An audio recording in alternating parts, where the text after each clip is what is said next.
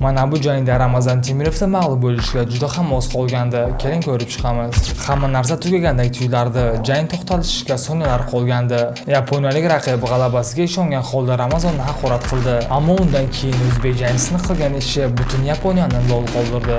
Jang boshlanishidan 40 soniya o'tib, Takaki Soya kuchli kombinatsiya bilan hujum qildi va Ramazan Temirovni yerga yiqitdi. Hamma barchasi tugadi deb o'ylagandi, ammo Ramazon haqiqiy jangchi. U tabassum bilan turdi va navbatdagi zarba almashuvda raqibiga qattiq silkitadigan kuchli seriya yo'lladi.